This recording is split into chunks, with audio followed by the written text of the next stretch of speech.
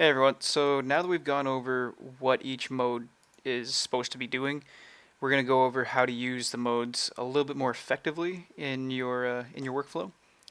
So one of the ways that I use the selected group mode is for if you're doing icon work, for example, and you have small differences, like these groups only have small differences being the text layer that appears in the button area. What you can do is you can just leave whatever you want as your base left on, and then you select the groups that you would want to effectively turn on, save, turn off, and then turn on the next one, save, and turn off. And what this does is it basically will save out buttons real quick for you like this. So you can do the same thing with other button types as well. So like I can save out all the other types of buttons where it's just icons, for example, or other different text layers that don't need like the save icon and stuff in the background. So this can let you save out stuff real quickly with small variations. Alternatively, in 1.6.2, I added save only selected group content. And what this will allow you to do is basically if you turn this on, it's going to save explicitly whatever is in the group. So if I were to save those same groups that I just saved again, I'm going to effectively get all of the same thing, but without the button as a background, as you can see. So in some cases I got just the icon, sometimes I just got text. And that goes for anything as well. Like if I saved the first couple that I had, regardless of what I have on, I could have pretty much every single layer on. And if I go to save those selected groups, I'm going to get just the text layer out of it. So that's something that you can also keep in mind if you have a bunch of things on and you don't want to have to turn them off and on again. You can just turn that one toggle on and save out whatever you want. Continuing on, there's not a lot of tips or tricks really for the group contents mode as of this point. What you can do is you have to make sure that you're aware of what everything does. So the export from bottom of group to top does exactly what it says. If you have a bunch of layers, for example, in like the animation from Lars, where he started from the bottom and went to the top, you want to be able to save out your layers how you want to save them. So whether that's from top to bottom, where you started and you just kept on moving all the layers down, or as you probably did, which is going from the bottom, add a new layer which goes to the top, and you kept on going. So that toggle will let you have a little bit more freedom in how you do it. One thing to be aware of with the replace layer names with ascending numbers, I actually just found a bug that I've now fixed while I was trying to make some of these videos earlier.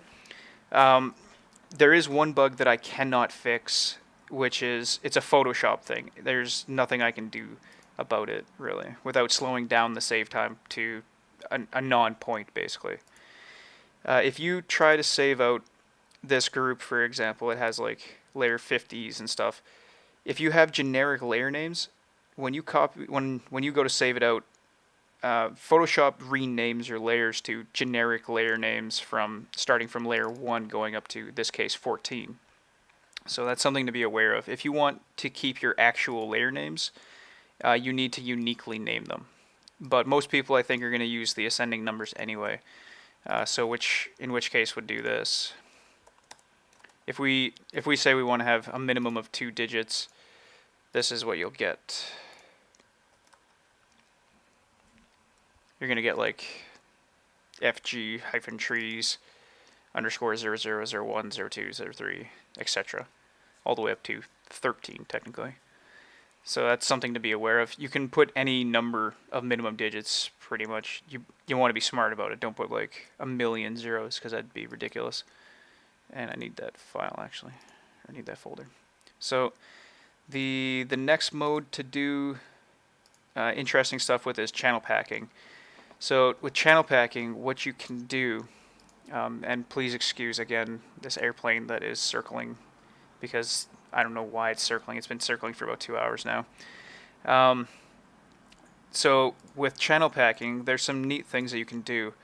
In an upcoming update for donators, I'm going to be putting in a toggle I don't know if I put it in already in this one. Yeah, in my developer version, I've already put an auto detect bit depth, which essentially will change your resolution for you.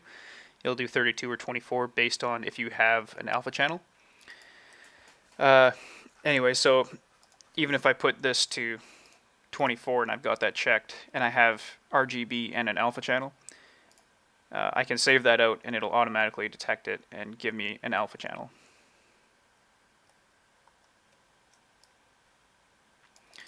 So this is what it looks like. And if I hit M on XN view, it'll show me my alpha channel. And just to double prove it, so I have an alpha channel even though I set it to 24-bit. So that's something that's going to be helpful in an upcoming update. But the powerful thing with channel packing is the fact that you can go like this. So if I turn this to violet, doesn't matter what you name it, but if I name it like alpha for clarity, I can go and we'll make a quick alpha channel. I can make this whatever I want. I can put a big smiley face in the middle of it, and what this will do is it makes it so I don't have to go into channels every time and make a new alpha channel and tweak it every time that I do something. Because a lot of the time you're making your alpha channel based off of another UV island or like small textures and stuff. So what you can do is you can basically just copy paste that directly into a layer, into a violet group. And if I want to, for example, I can pack it in here. Oh, I haven't fixed it for all of the modes apparently. If I go like this and pack it into here, what it's going to do is automatically pack it into an alpha channel for me. So I can hit M and you can see that it's packed my alpha channel in there for me. So that's something that's super handy if you don't like doing channels and doing alpha channels in here. And for example, if you had a bunch of different alpha channels inside a PSD, this would make it so you can keep them and update them easily without having to go and like delete an alpha channel here, replace it with a new one, all that kind of stuff. So it allows you to have more textures in one document if you want to. It's all up to your workflow. Another donator thing that I'm going to explain really quickly is UDPs. So UDPs are basically your settings. So we can do for like, this is another little tip and trick that you can do.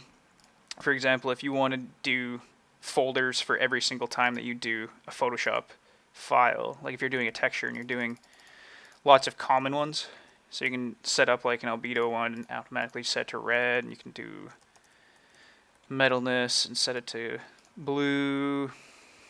I can put that back to red, I guess. Specular, we'll make that one blue.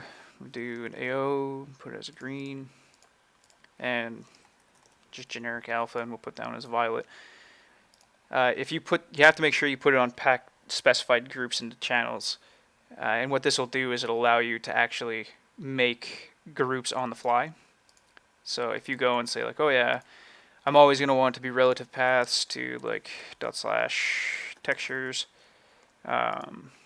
So basically, like I said, you can set up your settings and save them as a UDP. So I'm apparently smart and I've made a couple of channel packing ones before. But yeah, so you can save it and you can easily change to it. So if you select a channel packing one, for example, you can see it's already made all of my new groups for me with the right colors that I already specified. So that's something that can be handy. You can always set it up to be that way and then just change your settings applicably if you want it to be just like a group maker. So yeah, there's some different ways that you can use LazySave to really effectively make your saving experience a lot easier. Oh yeah, and Wysiwyg I covered in the last video, but it's basically just whatever you see. So you could use it for this, for example. If I use it right now, it's going to give me just whatever I've got on the screen. So if I turn that off and run it again, it's going to do that. The only downside to Wysiwyg at the current moment or in the implementation now is that since it doesn't rely on groups, it relies just on your Photoshop. You have to either give it a custom name if you want something special, or it's just going to take your Photoshop document name. So that's something to keep in mind. Thanks for watching. If you guys have any other tips and tricks that you use in your workflow, feel free to leave them in the comments. I'd love to know different ways you guys are using this stuff. Thanks.